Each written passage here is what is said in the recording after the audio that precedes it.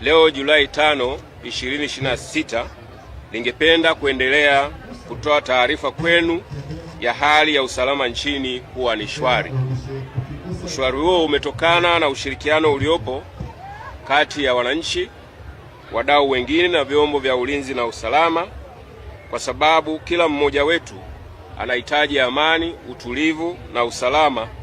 katika shughuli zake za kila siku,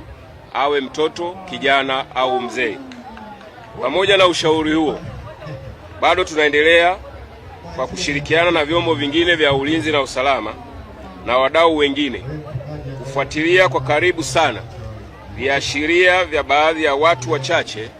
kutaka kuvuruga amani, utulivu na usalama nchini kwa visingizio kuwa ni haki kufanya maandamano ambayo hayajafuata taratibu za kiusalama na kisheria. Baadhi ya watu hao wameshakamatwa na uchunguzi unaendelea kukamilishwa ili hatua nyingine za kisheria zifuate dhidi yao. Ufuatiliaji unaoendelea kufanyika umeendelea kubaini kuwa hao watu wanaendelea kuhamasisha vurugu kwa kuhamasishana kuwa safari hii hawaji kinyonge, hivyo watahakikisha wanaua baadhi ya viongozi, wananchi, watachoma shule moto, wataharibu na kupora mali za umma na binafsi, na kwamba wataua askari wa vyombo vya ulinzi na usalama ili kupora silaha wazitumie kwenye mipango waliopanga ya kuhakikisha amani inatoweka nchini. Uhamasishaji wa aina hiyo unaofanywa na baadhi ya watu hao kupitia mitandao ya kijamii na kwenye klabu za majadiliano katika mitandao ni viashiria tosha kuwa watu hao malengo yao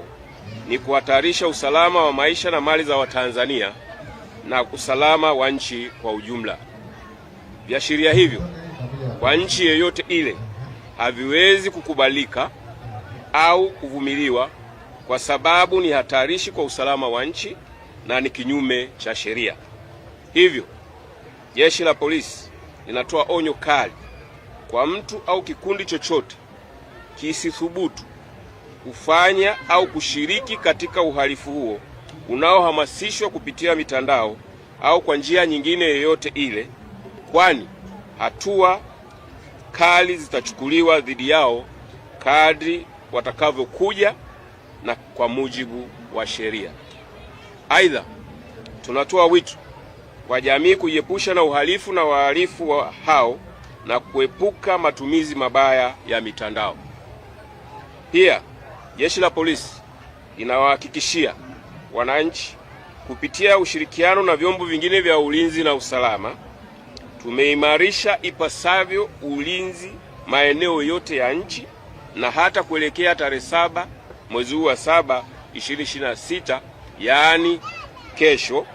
utaendelea kuimarishwa ili wananchi waweze kusherehekea sikukuu ya Sabasaba kwa amani, na watakao kwenda kwenye maonesho ya 50 ya biashara ya kimataifa waweze kwenda na kurejea majumbani salama. Aidha, wananchi wasiwe na hofu, waendelee na shughuli zao za kiuchumi na kijamii, kwani vyombo vyao vya ulinzi na usalama vipo imara na vinaendelea kushirikiana ili kuhakikisha amani, utulivu na usalama wakati wote unakuwepo. Mwisho, Jeshi la Polisi Tanzania lingependa kutoa wito kwa wananchi watakapoona viashiria vyovyote vya uvunjifu wa amani au uvunjifu wa sheria za nchi watoe taarifa mapema, kwani Jeshi la Polisi na vyombo vingine vya ulinzi na usalama vipo tayari wakati wote kwa ajili ya kuchukua hatua za haraka na stahiki. Asanteni kwa kunisikiliza.